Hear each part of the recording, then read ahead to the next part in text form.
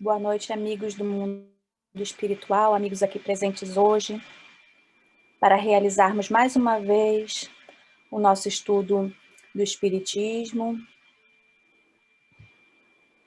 com muito amparo, com muita luz.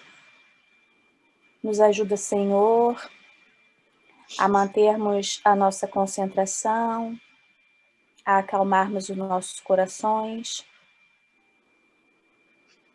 que nós possamos extrair de todos esses ensinamentos as lições que nós precisamos para, no dia a dia, nos mantermos no caminho do bem. Nos ajuda, Senhor, permaneça aqui conosco,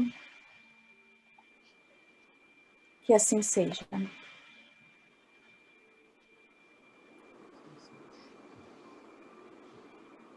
Muito bom, pessoal. Então vamos lá, a gente pode se partilhar a leitura, porque é um texto um pouquinho longo, né? Uhum. Paula poderia começar para a gente, depois a Adriana. Começo sim. Espera só um segundinho.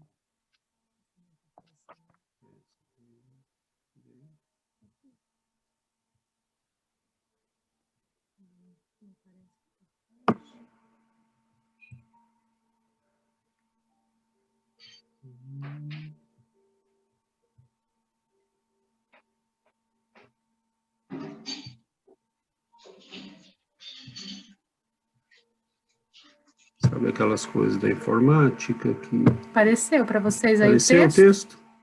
Agora apareceu. Deus sabe como, porque... Então vamos lá. A gente separou por cores, então a Paula leu o azul, depois a Adriana leu E aí veio outra pessoa para ler o último pedaço. Então vamos lá. Primeiras lições de moral da infância. De todas as chagas morais da sociedade, o egoísmo parece a mais difícil de extirpar. Com efeito, ela o é tanto mais quanto mais alimentada pelos mesmos hábitos da educação. Tem-se a impressão que, desde o berço, a gente se esforça para excitar certas paixões que, mais tarde, se tornam uma segunda natureza, e nos admiramos dos vícios da sociedade, quando as crianças os sugam como leite. Eis um exemplo que, como cada um pode julgar, pertence mais à regra do que à exceção. Numa família de nosso conhecimento, há uma menina de 4 a 5 anos, de rara inteligência, mas que tem os pequenos defeitos das crianças mimadas, ou seja, é um pouco caprichosa, chorona, teimosa e nem sempre agradece quando lhe dão alguma coisa, o que os pais levam a peito corrigir, porque, fora desses pequenos defeitos, segundo eles, ela tem um coração de ouro, expressão consagrada. Vejamos como eles agem para lhe tirar essas pequenas manchas e conservar o ouro em sua pureza. Certo dia trouxeram um doce à criança e, como de costume, lhe disseram: tu o comerás se fores ajuizada.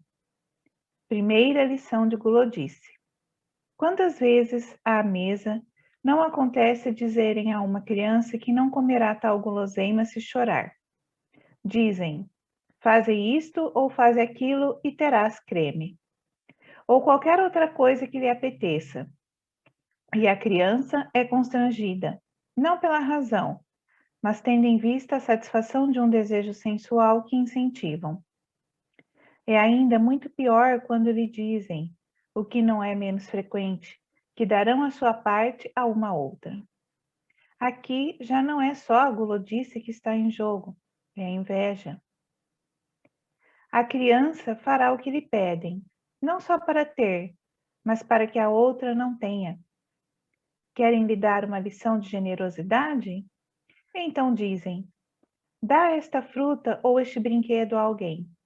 Se ela recusa, não deixam de acrescentar: para nela estimular um bom sentimento, eu te darei um outro. Assim, a criança só se decide a ser generosa quando está certa de nada perder. Um dia, testemunhamos um fato bem característico neste gênero. Era uma criança de cerca de 2 anos e meio, a quem tinham feito semelhante ameaça, acrescentando: nós o daremos ao irmãozinho e tu não comerás. E para tornar a lição mais sensível, puseram a porção no prato deste. Mas o irmãozinho, levando a coisa a sério, comeu a porção. À vista disto, o outro ficou vermelho e não era preciso ser pai ou mãe para ver o lampejo de cólera e de ódio que brotou de seus olhos. A semente estava lançada. Poderia produzir bom grão?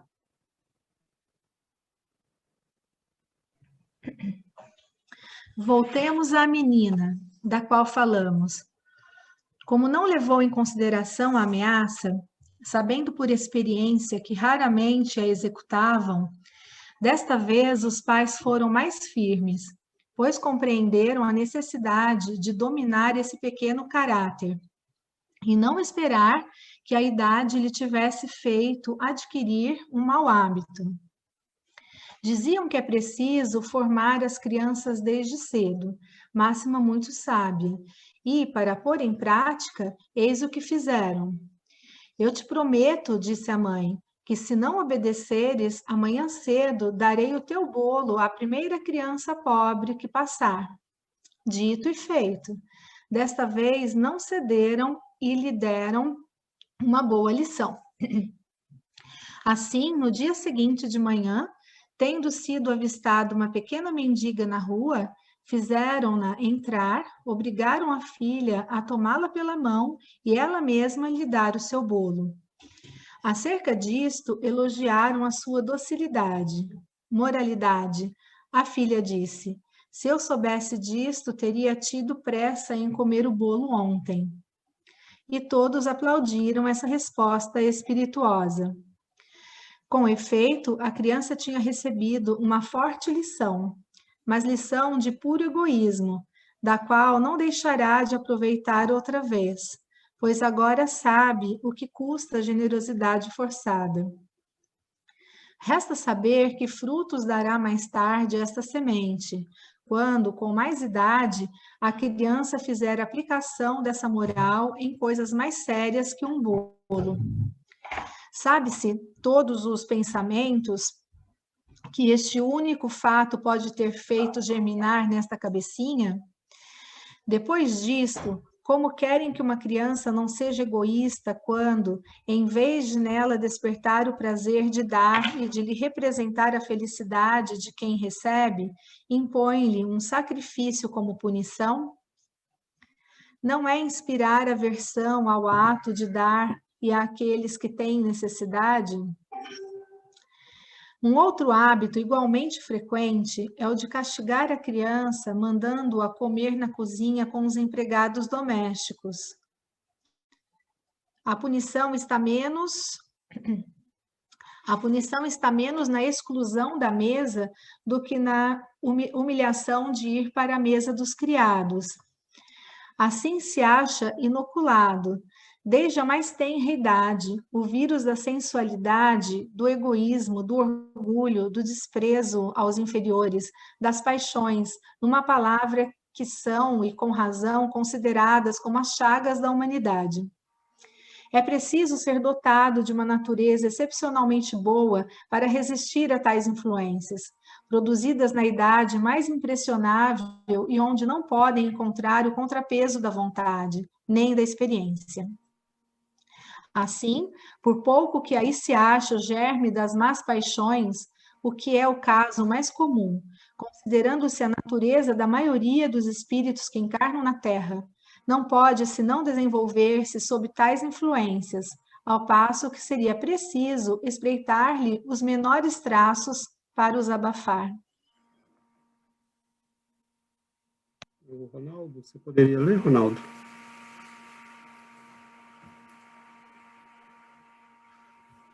Sem dúvida. Sem dúvida, a falta é dos pais, mas é bom dizer, muitas vezes estes pecam mais por ignorância do que por má vontade. Em muitos há, incontestavelmente, uma censurável despreocupação, mas em outros a intenção é boa, é o remédio que nada vale, ou que é mal aplicado. Sendo os primeiros médicos da alma de seus filhos, deveriam ser instruídos, não só de seus deveres, mas dos meios de os cumprir. Não basta ao médico saber que deve procurar curar, é preciso saber como proceder. Ora, para os pais, onde os meios de instruir-se nesta parte tão importante de sua tarefa. Hoje se dá muita instrução à mulher, submetem-na a exames rigorosos, mas jamais exigiram de uma mãe que ela soubesse como agir para formar a moral de seu filho. Ensinam-lhe receitas caseiras, mas não a iniciam nos 1001 segredos de governar os jovens corações. Assim, os pais são abandonados, sem guia, à sua iniciativa, razão porque tantas vezes enveredam por falsa rota. Também recolhe, nas imperfeições dos filhos já crescidos, o fruto amargo de sua inexperiência, ou de uma ternura mal entendida, e a sociedade inteira lhes recebe o contragolpe. Considerando-se que o egoísmo e o orgulho são a fonte da maioria das misérias humanas, enquanto reinarem na terra, não se pode esperar nem a paz, nem a caridade, nem a fraternidade. É preciso, pois, atacá-los no estado de embrião, sem esperar que fiquem vivazes. Pode o Espiritismo remediar esse mal? Sem nenhuma dúvida. E não vacilamos em dizer que é o único bastante poderoso para o fazer cessar. A saber, por um novo ponto de vista sobre o qual faz encarar a missão e a responsabilidade dos pais, fazendo conhecer a fonte das qualidades inatas, boas ou más, mostrando a ação que se pode exercer sobre os espíritos encarnados e desencarnados, dando a fé inabalável que sanciona os deveres. Enfim, moralizando os próprios pais. Ele já prova sua eficácia pela maneira mais racional pela qual são educadas as crianças nas famílias verdadeiramente espíritas. Os novos horizontes que abre o Espiritismo fazem ver as coisas de modo bem diverso, sendo seu objetivo o progresso moral da humanidade. Forçosamente deverá projetar luz sobre a grave questão da educação moral, fonte primeira da moralização das massas. Um dia compreenderão que este ramo da educação tem seus princípios, suas regras, como a educação intelectual, numa palavra, que é uma verdadeira ciência. Talvez um dia, também, haverão de impor a toda mãe de família a obrigação de possuir esses conhecimentos, como impõe ao advogado a de conhecer o direito. Muito bom. Vocês estão me ouvindo bem? Sim. Bom, esse é um texto que tem muita coisa, né?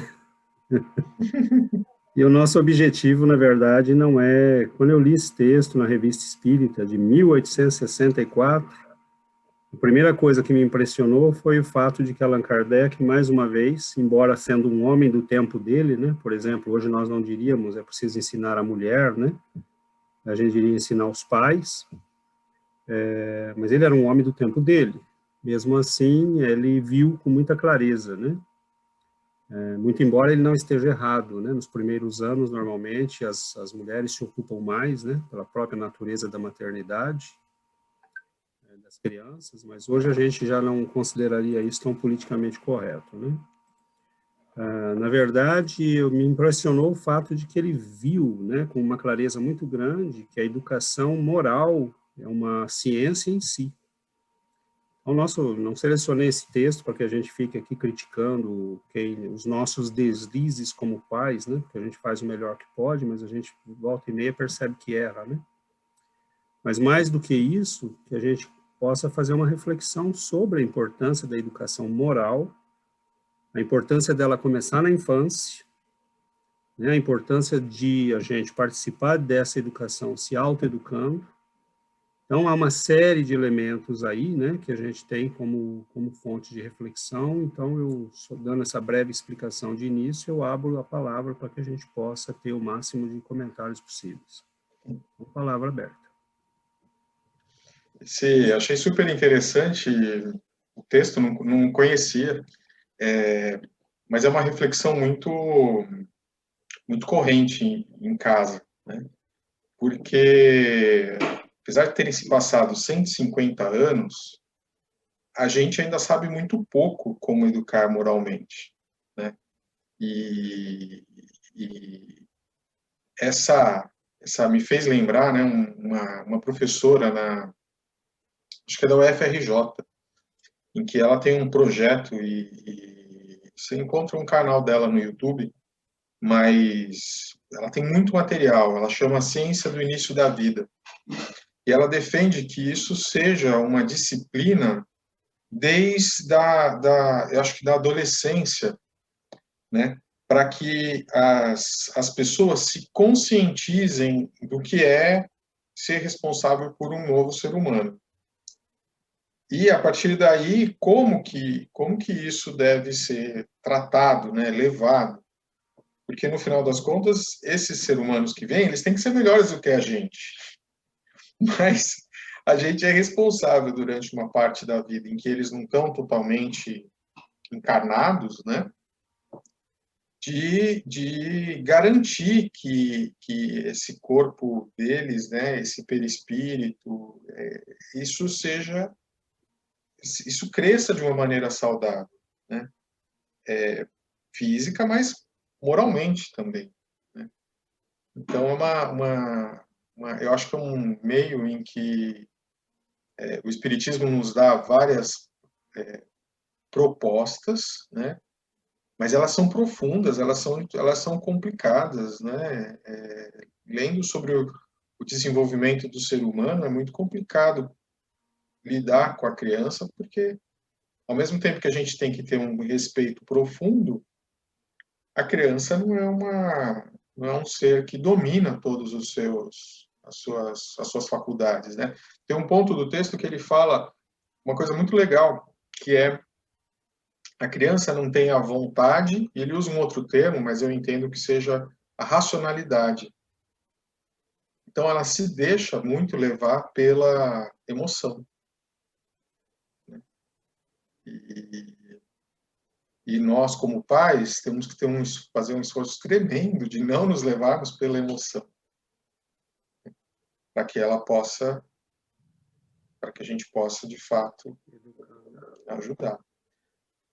Uma outra reflexão, só por causa de um livro que eu estou lendo, um livro interessante, que é de um neto do Gandhi, ele escreveu, e ele viveu uma parte da vida com Gandhi, né?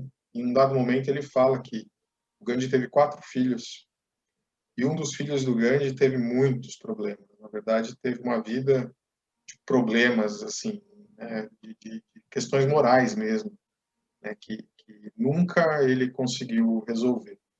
E os exemplos que ele dá do Gandhi são muito interessantes, porque, de fato, parece uma coisa muito forte, assim, muito iluminada, né?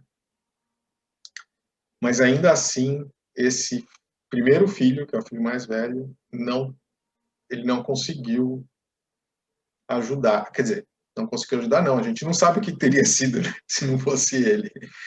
Mas, enfim, ainda assim, era um desafio, eu diria.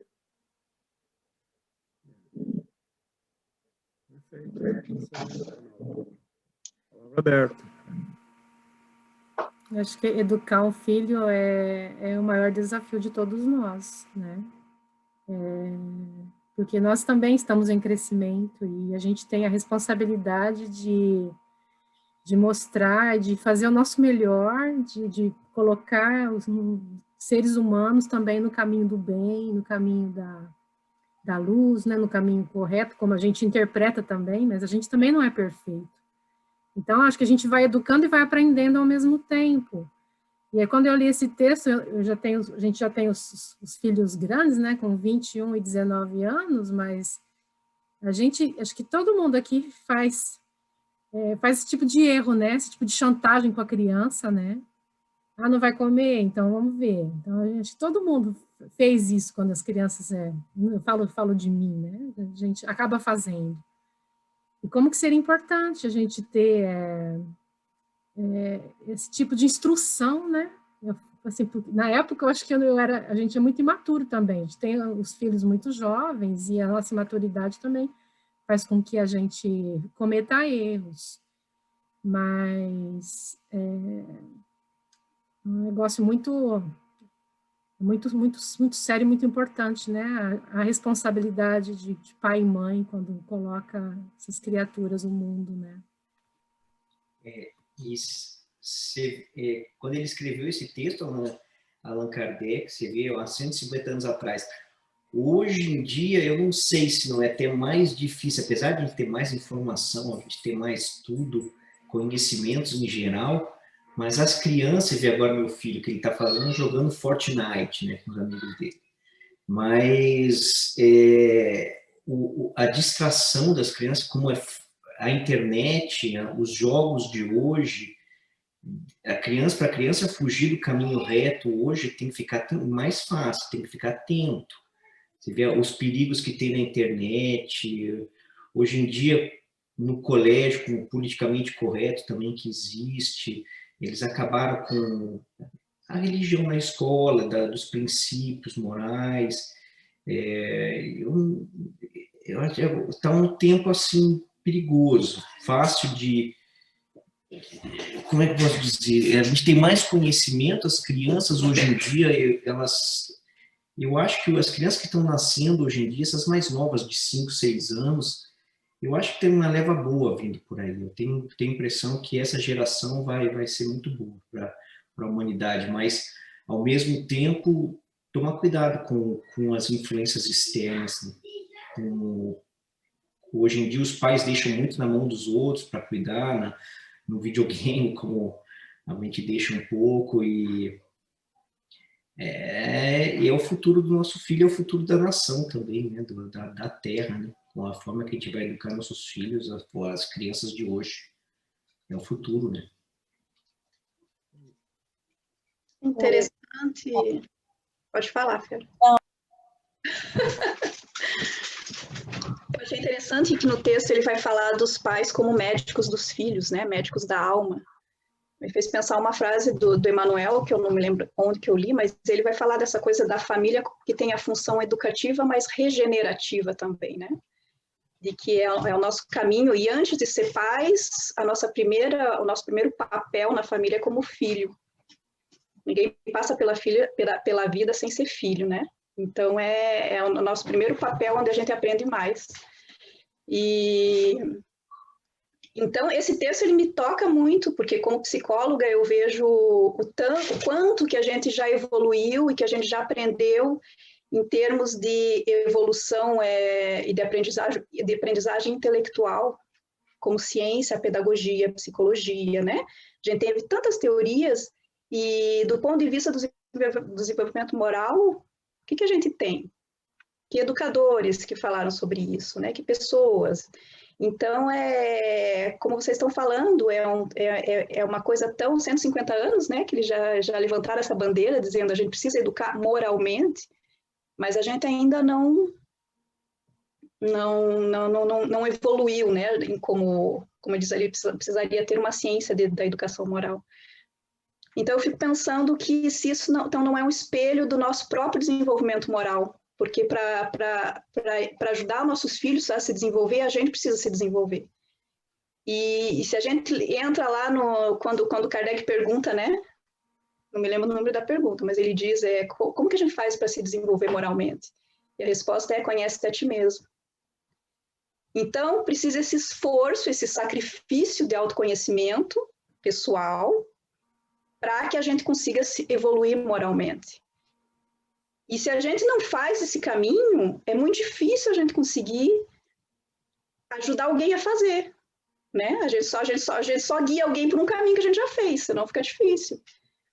E quanto que, como humanidade, a gente não está pedalando para fazer esse desenvolvimento pessoal, para se autoconhecer, para se desenvolver, esse desenvolvimento que tem que vir de dentro para fora. Como ele diz ali, não é uma educação moral pelos livros. Não é dizendo para o filho que ele tem que ser bonzinho, que ele tem que ser paciente, que ele não pode ser egoísta. É uma coisa que tem que vir de dentro para fora como exemplo, como valor de família, né? Que esteja presente em tudo. Então, eu acho que o Espiritismo é a nossa chave para começar a fazer isso, porque ele está escrito em todos os lugares a importância da gente fazer esse desenvolvimento, né? Da gente se reconhecer com todas essas feridas, para começar, né? Da gente se reconhecer feio, o que é muito difícil para o nosso ego, para dar espaço para essa coisa nascer, para essa semente crescer, para a gente conseguir sair desse pedestal que a gente se coloca, né? E que a gente acaba colocando os filhos também. Então, eu fico pensando, às vezes, quanto que a gente tem de dificuldade de reconhecer os nossos defeitos, a gente tem dificuldade também de reconhecer os defeitos dos nossos filhos. Então, a gente não vai conseguir ajudá-los, né? Como o Ronaldo falou, se eu não consigo controlar os meus ataques de raiva, como é que eu vou dizer para minha filha não ter um ataque, né? Controlar os seus sentimentos. Então, é uma coisa inevitável, passa pelo nosso desenvolvimento moral e é muito importante, é uma coisa, acho que, inevitável, né? A gente não consegue avançar sem isso. E o Espiritismo é a chave de ouro que está na nossa mão. E que tem muita coisa para nos ajudar nesse caminho. Então, está na hora da gente trabalhar, pedalar. Muito bom. Eu achei um texto tão rico e com tantas informações que é até difícil de você escolher um trechinho para conseguir pensar e refletir em tudo que aquilo nos traz, né? Porque educar filhos, né? Eu trabalho aqui no Canadá como educadora, né? Como professora de crianças de 0 a 5 anos. E é tão comum entre as outras educadoras a gente falar, devia ter curso para ser pai. Porque a gente erra. Ninguém aprende nascendo, né? Como a Val falou, a gente foi filho, todos nós fomos filhos. Mas nós somos filhos ou fomos filhos de pais e mães que receberam educações de outras pessoas. Então, na verdade, os nossos filhos, eles são uma mistura, um mix de toda a influência que os nossos pais tiveram, que nós tivemos, que os nossos maridos ou mulheres tiveram, e que passa por tantas nuances que é muito difícil você conseguir não errar, né? Você não só querer acertar. Além disso, vem toda uma experiência, uma vivência de que a gente, como a Val disse também de novo, que a gente tem que servir como de modelo. Aqui em casa, um exemplo bem bobinho, assim. Aqui em casa, meus filhos não tomam refrigerante. Mas eu e o pai deles tomamos. E eles têm 10, 8 e 6 anos. E estão começando. Mas se vocês falam que não é bom, que é bebida de adulto, por que vocês bebem? Então, eles estão começando a questionar agora. Nós demos um ensinamento, enquanto eles eram mais novos, que não é bom. Que não é uma bebida boa. Agora eles estão começando a questionar o modelo que nós estamos dando. Mas se não é bom, por que você faz? Se não é bom, por que você não para de beber? Se não é bom, por que quando come hambúrguer vai tomar? Por que você não bebe mais água? Então, a partir de agora, eles estão começando a ver os nossos modelos. E assim, mesmo bebezinhos, eles aprendem pelo modelo. Você não ensina uma criança a rir com a boca assim. É rindo que você ensina a criança a rir. É falando e gesticulando e fazendo exagerações em sentimentos, em dores e tudo mais, que você ensina a criança a reagir, né? Então, eu acho que a chave de tudo isso é realmente da gente. A gente se fortalecendo moralmente, se permitindo errar, porque é impossível a gente passar por essa grande... esse grande desafio, né? A dificuldade que é ensinar essas crianças, né? Sem errar. Mas eu acho que cada um de nós, como pais, como mães, como filhos, porque a gente é filho e a gente é filho em várias etapas também, né? Então, a gente passa pela adolescência de que pai e mãe não sabem mais nada, a gente passa pela, né, o jovem adulto de que quer romper todas as barreiras. Então, são várias relações que influenciam na nossa maneira de educar os filhos moralmente, né? Então, o que nós podemos fazer, eu acho que o de melhor, né, dentre todas essas opções, é realmente a gente continuar no estudo e na reflexão, e de trazer isso para dentro de casa e de buscar informações das crianças no dia a dia. Como foi seu dia? O que você fez? Teve alguma criança que chorou? Você fez o quê para consolar essa criança? Teve algum amigo que não tinha lanche na escola? O que vocês fizeram para resolver o problema dessa criança, né? De trazer o pensamento ao próximo, a caridade, de trazer tudo isso para dentro de casa e viver realmente isso. Não adianta fazer como eu e o Duda fazemos, não beba refrigerante porque não é bom, com o copo do lado, né? Não são as palavras, é faço o que eu faço, não faço o que eu digo, né? É um ditado antiquíssimo e é a pura verdade. Então, acho que o que nós podemos fazer de melhor, não só por eles, como pela gente também, né? A gente a gente evolui conforme a gente vai sendo pai e mãe, né? A nossa experiência vai entrando mais, a gente vai crescendo mais como eles também. E como a gente aprende com eles, né? Quantas lições eles nos passam também. Então, eu achei um texto assim magnífico, eu achei meu xodó, né? Eu trabalho com isso e eu achei muito, muito gostoso de ler e dá vontade realmente da gente pegar um pedacinho de cada para ir falando, né? Qual a intenção dessa frase, né? Quais são as consequências dessa? O que faz e, né? Quais os desdobramentos que pode ter de cada um? Achei muito interessante, achei muito legal e que a gente pode trazer para a nossa vida, independente dos filhos já serem adultos ou adolescentes ou já terem suas próprias famílias, as relações continuam, né? E a gente vai aprendendo, não tem como. E nesse processo, Fernanda, que você falou, né? O importante também, porque como você falou das nossas fraquezas, né, dos nossos erros, é deixar isso transparente para os filhos. Eu acho que é importante a gente mostrar para eles, sim, eu errei, e pedir desculpa, né? E às vezes até discutir aquilo com eles, falar, nossa, olha, eu errei nesse ponto, tal, tal, porque às vezes os pais também querem se passar como exemplos, né, de perfeição para os filhos. Então, é aquela coisa que a criança cresce achando que o pai é um super-herói e a mãe é uma heroína, né? Então, isso é muito complicado também. Eu gosto, às vezes, de me colocar como um ser humano frágil, né, diante deles, e para justamente eles poderem saber que é normal errar, né? E aprenderem a se perdoar e também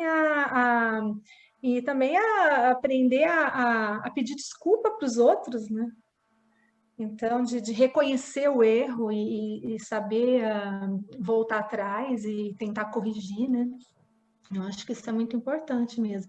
E essa questão que você falou de falar com as crianças, a gente às vezes faz isso também com as crianças, de falar na escola como é que tá, alguma criança tá com, né, não tá bem, tem algum amiguinho que não tem com quem brincar, que se sente sozinho, vai lá, né? Puxa essa criança para fazer parte da turminha e tudo, né? Mas eu acho que é a questão de tentar aguçar um pouquinho o olho da criança para poder enxergar o próximo, né? Enxergar que o mundo não gira em torno dele, né? Que não é só ele que é o importante no mundo, né? Que o coleguinha é importante, que todo mundo é importante e tentar, é o que César sempre fala, né? Ter olhos para ver, né? Tentar enxergar o outro, né? Mas é difícil, né? Ser pai e mãe, gente. Eu acho interessante de você respeitar o clã familiar, digamos assim.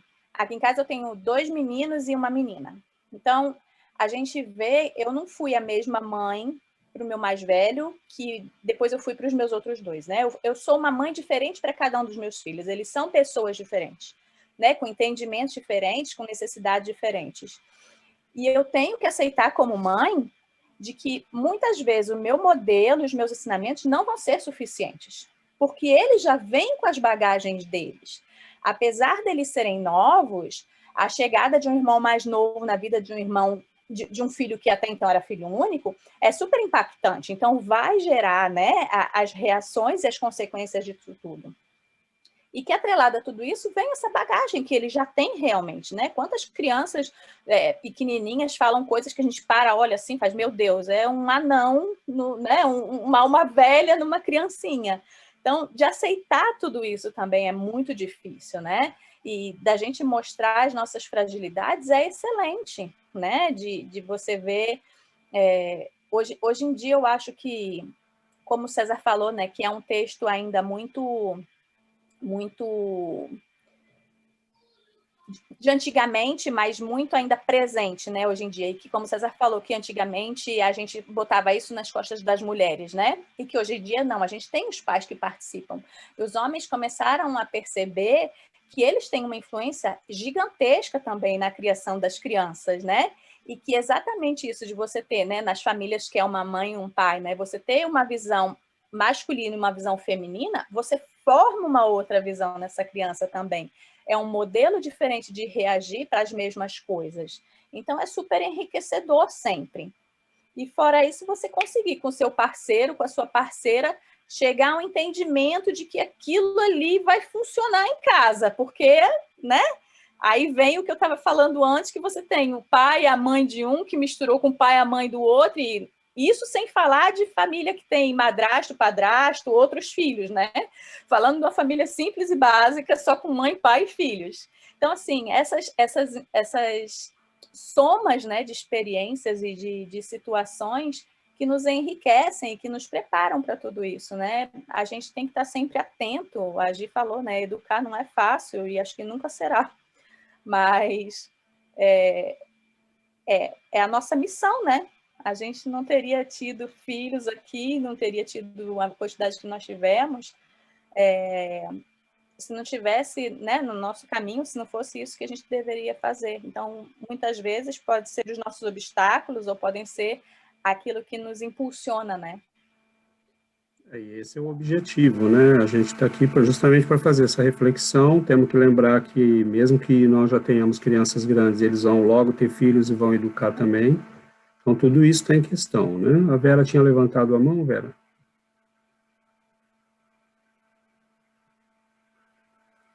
Abre o microfone, Tem o Vera. microfone, Vera.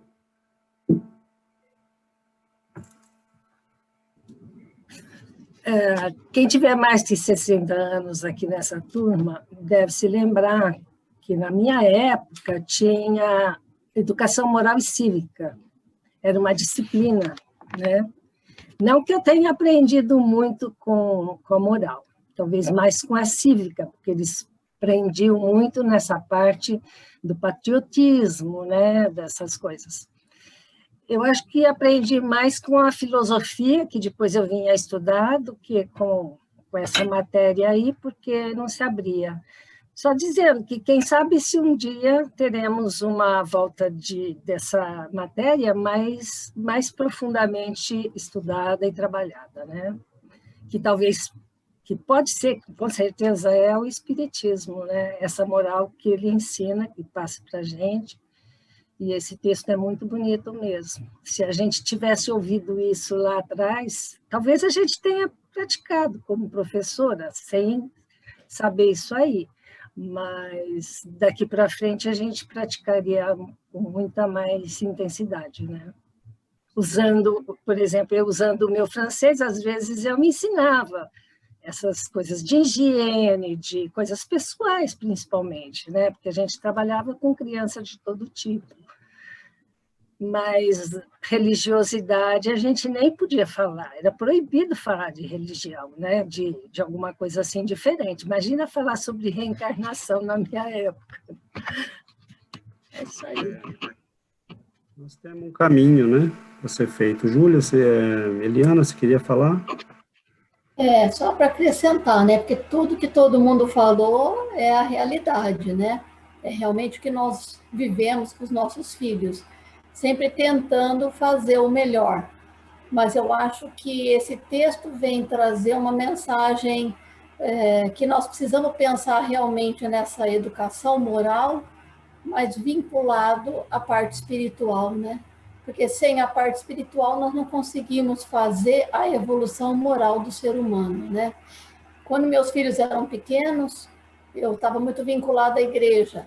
Então, eu lia muito o livro de Provérbios do Antigo Testamento, que ali está a base da educação dos filhos, né?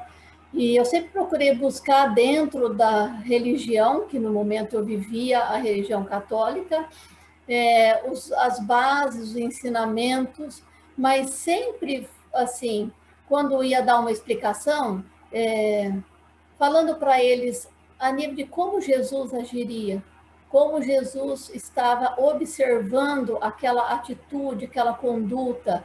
Então, assim, foi bem, eu consegui passar bem essa mensagem associado à parte espiritual, né? As atitudes, porquê, sempre explicando o porquê. Então, assim, às vezes a gente fala, como a Giovana falou, os filhos já estão crescidos, né? O meu mais velho já está com 30 anos, mas ainda dá tempo de fazer alguma coisa. Mas a gente sempre, assim, tenta passar e retomar alguns assuntos e sempre há tempo para a gente poder fazer isso. Principalmente porque agora nós estamos explanando melhor a doutrina, né? Através desses estudos aqui, e a gente está tendo um conhecimento maior. Então, aplicar isso agora no nosso dia a dia já vai surtir uma diferença bastante grande do que a gente veio fazendo até agora, né? Então, eu falo, tudo se perdeu, inclusive a área médica, a medicina, se perdeu quando separou Deus, né? Quando resolveu achar que o homem tinha condição. Por outro lado, houve a necessidade para que a medicina se esfacelasse em várias áreas e se procurasse as várias especializações médicas para se entender melhor o ser humano, e hoje eles estão sentindo a necessidade de inserir Deus novamente nos tratamentos, né? Então, agora, na parte da educação, nós também podemos ver isso, que se juntarmos as informações que nós temos da parte espiritual, junto com a educação em si, nós vamos conseguir um resultado melhor, né, daqui para frente. Exatamente. Vejam que, como a Fernanda falou, né, a gente teria que pegar, assim, cada pedacinho do texto, né, e fazer uma reflexão demorada sobre ele. Por exemplo, os contra-exemplos. Nós poderíamos começar com os contra-exemplos. Nós não vamos fazer isso hoje, não vai dar tempo, mas a gente pode levar como dever. Como nós faríamos, né, os exemplos que Allan Kardec deu, como é que a gente faria para ensinar essas crianças, né, não a generosidade forçada, mas a generosidade autêntica? Como a gente faria para que elas desenvolvessem o gosto de ser bons, mas ao mesmo tempo não ser tontos? Esse é um mundo difícil, nós temos esse dilema como pais também, né? Se a gente tem que ensinar ao nosso filho, essa sempre foi uma preocupação que eu tive, a reagir, mas a reagir com inteligência, reagir com sabedoria, não ser bobo, mas também não ser aquele espertinho que quer levar vantagem em tudo, que quer passar primeiro na frente de todo mundo, que quer pegar tudo para ele. Então, é um dilema moral, né? Porque nós estamos num mundo difícil, onde você não pode ser bobo, mas nós estamos num mundo em que nós precisamos avançar moralmente. E se nós não educarmos, nós não vamos avançar. Então, sim, né, é uma ciência complexa, isso que o Ronaldo falou é muito interessante, porque Allan Kardec, em 1864, já tinha alertado para essa necessidade, né, e hoje você tem lá uma professora perdida numa universidade no Brasil, tentando lançar a ideia, né, sabe Deus se não é espírita, porque a gente precisa dessa educação moral do ser humano, porque nós já, por exemplo, toda a nossa educação, ela está centrada no materialismo. Toda a nossa educação está centrada no materialismo. Então, quem é educador, quem entra numa classe, você vê que nós estamos ali dando conhecimento, toneladas de conhecimentos. É impressionante, a humanidade avançou muito. A gente está ali no terceiro ano do colegial, você está ensinando coisas que levou séculos para milênios para a humanidade desenvolver. E a gente entende a importância disso tudo, mas o que é que a pessoa vai fazer com aquele conhecimento? Por que tem tanto engenheiro que está abrindo empresa para pegar dinheiro do governo e desviar dinheiro? Por que tem tanto político roubando? Por que tem tanto médico enganando? Por que tem tanto farmacêutico vendendo remédio porcaria? É lógico que a educação moral tem a falta de educação moral tem um preço. Um preço altíssimo para a humanidade, né? E é bacana a gente ver como Allan Kardec percebeu que nós ainda não temos, né, teóricos que desenvolveram essa parte. Piaget fez lá um trabalho, né, sobre o desenvolvimento das noções de moral na criança, mas morreu ali. Você vê que ninguém foi muito longe com isso, nem a gente tentou avançar. E se tenta avançar, é numa base materialista, não é numa base espiritualista. Então, nós temos um trabalho longo para ser feito aí, complexo, né? Porque, por exemplo, já seria difícil a gente se entender sobre que educação moral. O católico vai querer ensinar o catolicismo, o protestante o protestantismo, né? O espírita o espiritismo. Não é isso, né? Mas certamente nós temos noção de moral que é diferente.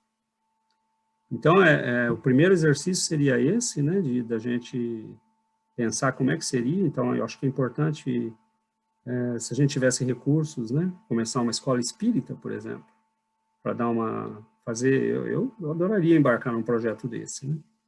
Criar uma escola espírita. Acho que seria mostrar como é que a gente poderia fazer um ensino de qualidade, mas incluir educação moral. Né? Então, Eurípides Barçanufo tentou fazer isso, né? Ele tinha um colégio em Sacramento. E outros no Brasil, eu sei que criaram escolas, né? Mas às vezes elas não sobrevivem ao fundador, ou quando sobrevivem não guardam, né, o mesmo vigor. Então, tem todo e é interessante, uma última coisa, né, antes de passar a palavra, a gente tem que pensar seriamente no que é que o Espiritismo faz diferença. Por que ele pode ser uma diferença nisso? Porque a nossa concepção do ser humano não é a mesma de um materialista e nem de um espiritualista. Porque um católico acha que a alma foi criada no momento do nascimento, da concepção. E nós espíritas sabemos que não. Então, nós sabemos que aquela criança que chegou, ela traz uma bagagem que pode ter muita coisa boa, pode ter muita coisa ruim, e que pode depender muito do que vai ser atualizado ali, né? Depende muito da educação que ele vai receber. E às vezes não, porque como o Ronaldo lembrou, você pode ter um filho que nasce com Gandhi e vai ser um menino que vai dar problema a vida inteira.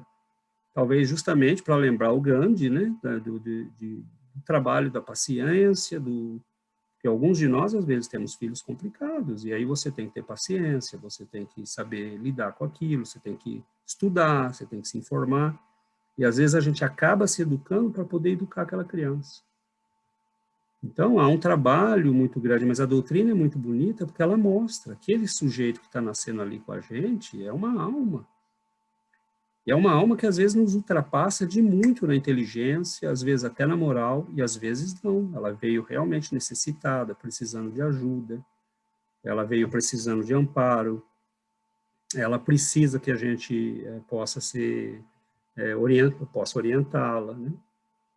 Mas eu acho muito bonito como ele foi capaz, apesar dos limites da época, né, de fazer uma reflexão que nos mostrasse 150 anos antes, e mesmo 150, e mesmo muitas décadas antes de aparecerem os primeiros grandes teóricos da educação, em que rumo a gente deveria ir. Né? Então, assim, como a Val lembrou, a gente aprendeu muito, desenvolveu muito a psicologia, a pedagogia, as técnicas da didática, como ensinar, como melhorar o ensino. Saímos daquele ensino difícil, agressivo, né, que tinha até castigo físico, para um ensino diferente. A gente evoluiu, mas moralmente, né, o sujeito que sai da faculdade hoje, que valores morais ele tem, que contribuição ele vai dar para a humanidade, por que ele cai na corrupção tão facilmente? Por que ele se deixa levar pelo meio? Às vezes é uma pessoa até que recebeu no lar uma boa formação, mas rapidinho ele embarca. Então, assim, tudo isso a gente, como espírita, tem que levantar esse questionamento. Né? Como produzir uma verdadeira educação moral, levando em conta que nós estamos diante de um espírito, levando em conta a reencarnação, levando em conta contexto familiar, levando em conta a influência dos espíritos, né, o histórico daquela alma. Então, simples, não é simples, mas é interessante que nós temos elementos na mão hoje que nós não tínhamos, né, até a chegada da doutrina espírita.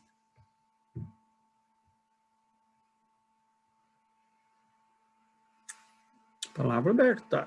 Oi, Lilian. Eu penso assim, César e todo mundo, né? Pensando aí numa visão mais macro, não tenho muito entendimento do assunto, mas eu vejo as gerações sempre elas vêm para mudar alguma coisa com uma tarefa bem macro na humanidade, né?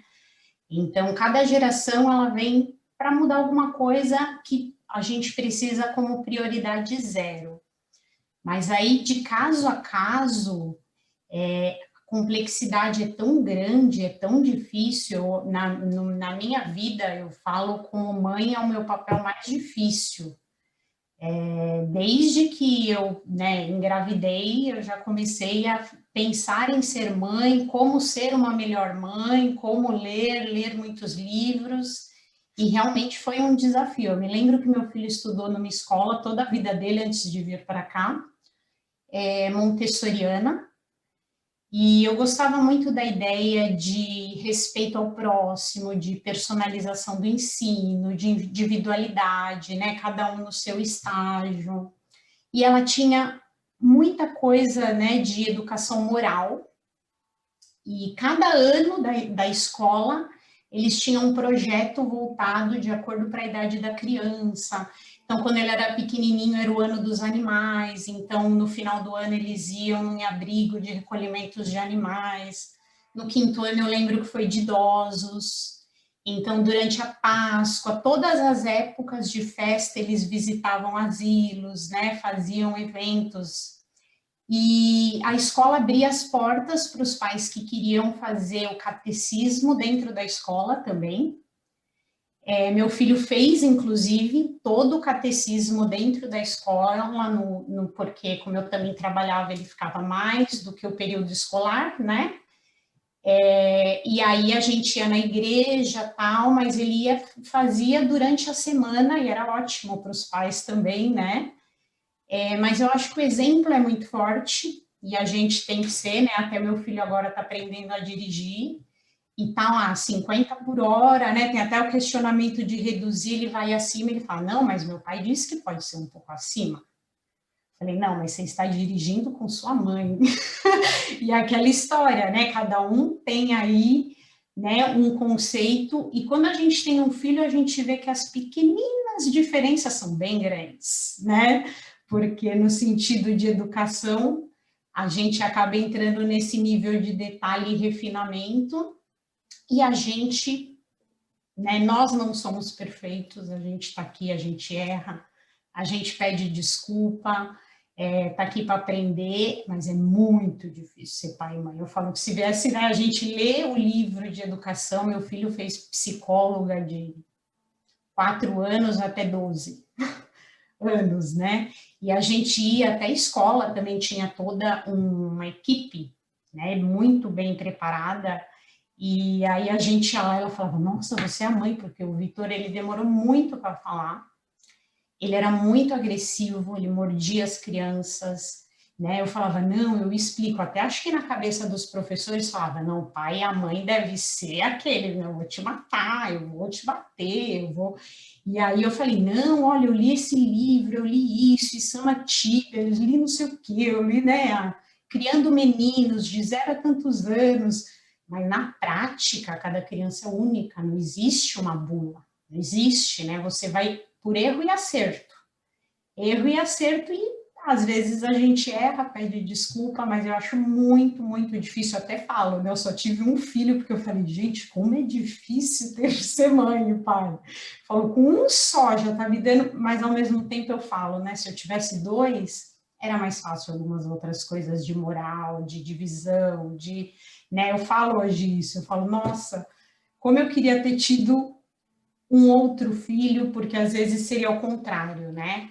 Mas a gente acaba também mudando. Eu falo, hoje eu não vou ter 2 filhos únicos para não ter uma idade também. Hoje ele está com 16 anos, mas é muito difícil ser pai e mãe. Eu falo, é muito difícil. É assim, conversas, mas cada ser humano é único e tem toda a sua história. A gente fala, mas a escolha é dele, né? A vida é dele. E eu acho que o exemplo é o que a gente pode dar de melhor sempre, e é o que, né? E o ensino, com certeza, espiritual, é o que vai fazer a diferença. Eu acho que esse é o objetivo, né, Lilian, da nossa reflexão. Não existe, né, jamais o objetivo da gente se colocar na berlinda ou condenar, né? Erros a gente comete mesmo. Agora, a questão é que essa reflexão é importante, porque nós levamos daqui hoje a necessidade de, às vezes, alertar amigos, né, como a Eliana falou, pode ter 30 anos, mas é tempo da gente discutir como é que você está educando os teus filhos, meus netos, né, a gente precisa rever tal coisa, isso talvez não seja bom, amigos, escolas, né? A gente às vezes se nega a participar do conselho de escola, participar disso, participar daquilo, mas às vezes seria interessante a gente participar e dizer, será que não está na hora da gente instalar projetos como esse que a Lilian falou, né, para mostrar para a criança que é importante ter generosidade, cuidar das pessoas, partilhar, ajudar aquele que precisa, proteger os que são mais fracos, né? Então, é um mundo que tem necessidade dessa educação, e dessa educação que leva em conta a alma, né? Porque a gente desenvolveu muito a educação que leva em conta o corpo. Ser inteligente, conquistar, ter uma profissão, né? Adquirir conhecimentos. Lógico que isso tudo é importante, mas isso tudo é nada se você depois vira um profissional que se entrega aos vícios, à corrupção, quer dizer, às vezes você está entregando na mão da pessoa uma arma, né, que ela vai usar contra ela o resto da vida, porque a gente vê que tem, né, pessoas que estão em postos altíssimos, que têm uma formação, estudaram em Harvard, fizeram economia na Oxford, e são pessoas que estão roubando dinheiro público, né? Então, assim, em algum ponto nós falhamos, porque essa pessoa, ela está manca. E ela está manca do moral, do aspecto moral, né? Agora, para a gente educar moralmente, a gente tem que encarar isso como uma coisa, o ser humano como uma totalidade. O ser humano não é só inteligência, ele também é um ser moral, né? Que precisa dessa educação para se proteger, inclusive. Porque conhecendo a encarnação e a reencarnação, nós sabemos que ninguém vai escapar dos próprios atos. Agora, se a gente ama realmente, a gente tem que tentar, pelo menos, educar. Não quer dizer que nós vamos ter sucesso. Porque, como a Lilian lembrou, tem coisas que chegam num momento que é a escolha dele, né? Da criança, do jovem, né? Ele vai chegar num momento que ele já vai fazer suas próprias escolhas, óbvio que dentro do bom senso, do limite, né? Mas cedo ou tarde ele vai viver a sua vida. Então a gente tem ali uma janela de ação, mas depois tem uma janela também de influência. A criança é alguém que sempre vai estar, mesmo que ela tenha 30 anos, ela vai estar sempre sob influência dos pais. Eles vão ser sempre uma referência. Né? E às vezes aquilo que não foi possível ensinar com 15 anos, vai ser possível com 20. Ele não sabe, agora a gente nós temos na nossa mão uma ciência, eu acho que o Espiritismo é a ciência que nos permite construir essa ciência da educação moral, com os elementos que ele nos dá. Então a gente pode começar educando os nossos filhos, né? Educando aqueles que vêm para o centro espírita. Daí a importância, né? É triste ver centros espíritas que pararam as evangelizações, pararam as mocidades espíritas. É triste, porque realmente é essencial, né? E é bacana como o Espiritismo é pioneiro, porque quando eu vejo esse trabalho de Eurípides Barçanufo, lá em 1910, 1915, né? No Brasil, no interior de Minas Gerais, o cara criar uma escola, né, e ensinar geografia, biologia, matemática, química e moral, né, você vê que é alguém que é um visionário, né? Ele colocou em ação o projeto de Allan Kardec, né?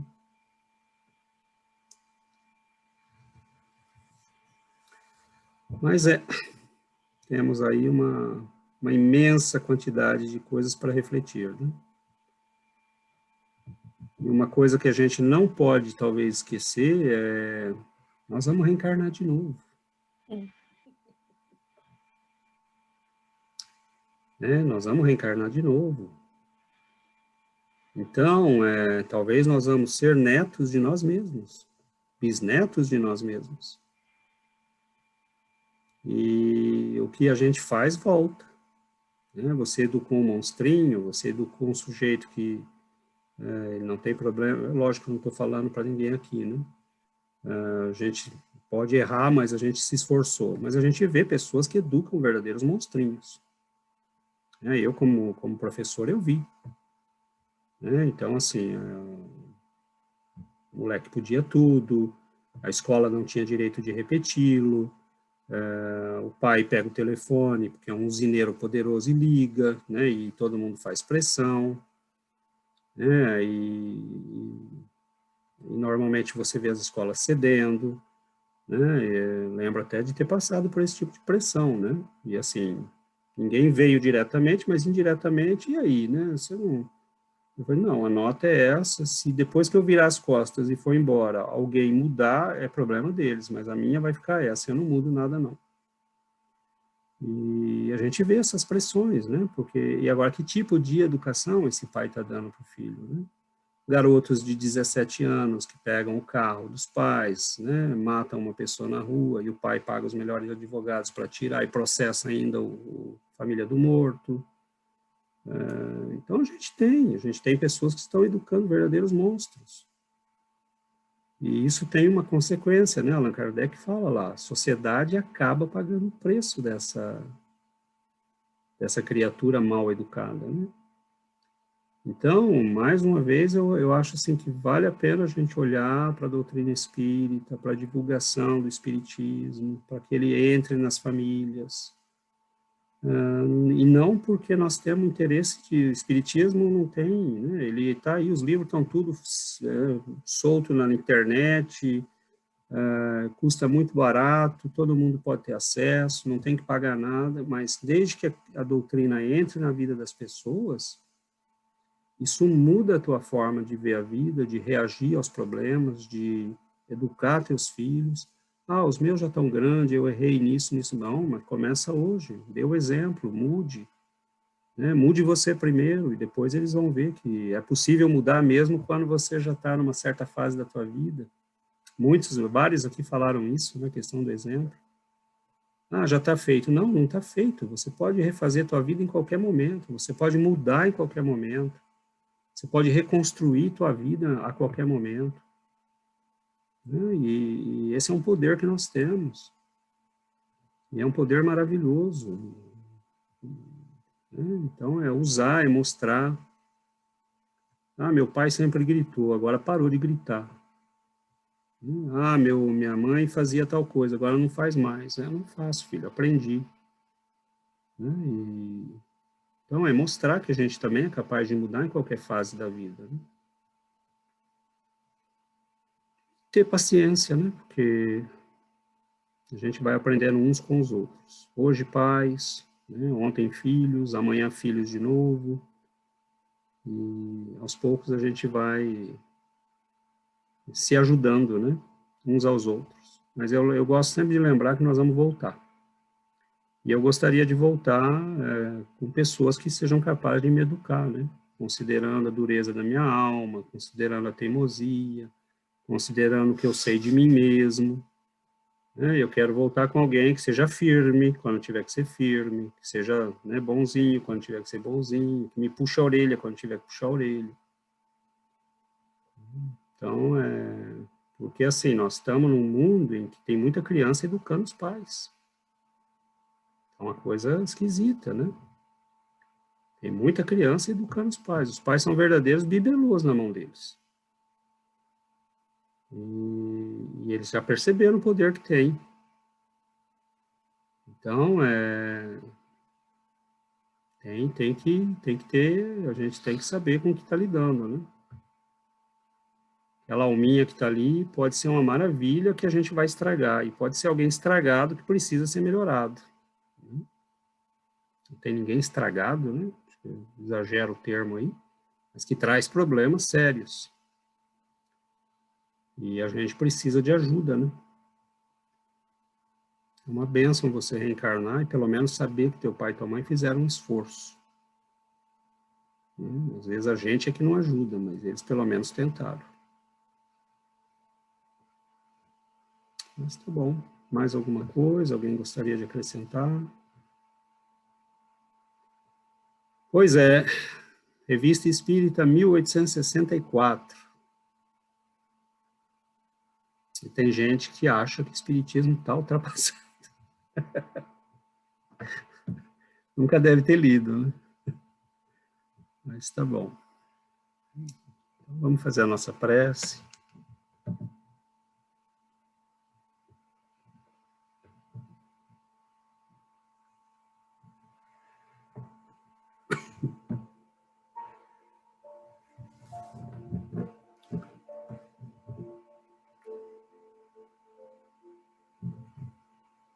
Senhor Jesus, mestre e amigo, nós nos dirigimos, Senhor, ao teu coração, como o aluno que reconhece o professor, o educador das almas deste mundo. Conhecereis a verdade, e a verdade vos libertará. Ajuda-nos, Senhor, a conhecer a verdade de quem somos, do porquê estamos aqui, a verdade, Senhor, dos objetivos da nossa existência. Ajuda-nos, Mestre, a entender os nossos semelhantes, a entender os desígnios de Deus, as leis divinas, mas, sobretudo, Senhor, entender o amor, a misericórdia, a compaixão, a providência divina, do teu amor por todos nós. Somos ainda aprendizes, temos um longo caminho diante de nós. Estamos, Senhor, estudando, trabalhando, e nós sentimos no coração a alegria daquele aluno que já entendeu a importância de ouvir o professor. Nós queremos te ouvir, Senhor, aprender as tuas lições, trazê-las para a nossa vida, mesmo com todas as nossas dificuldades, imperfeições, tropeços. Nós estamos felizes, Senhor, porque nosso coração reconhece a voz daquele que é o grande educador das almas. Ajuda-nos, Senhor, a realizar em nós mesmos a luz, o amor, a compaixão. Ajuda-nos, Senhor, a abandonar o homem velho, seus equívocos, seus erros, pelo homem novo que nasce para a vida plena, que compreende seu destino, que compreende sua origem.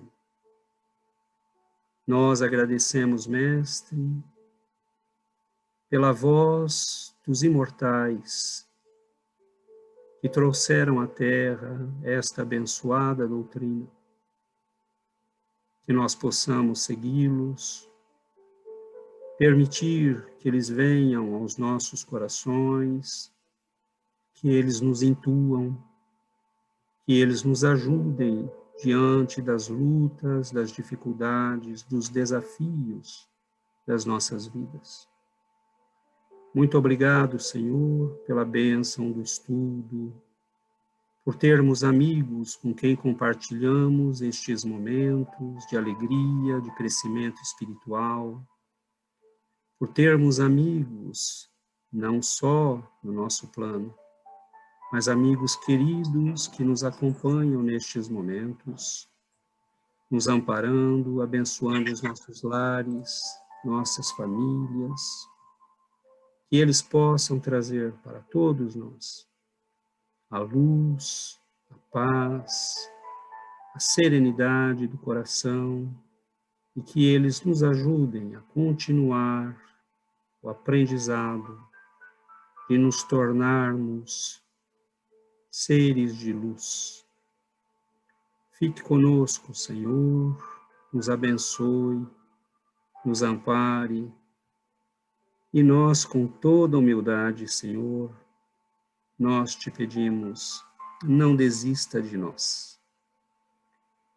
Muito obrigado, Senhor, que assim seja, Mestre.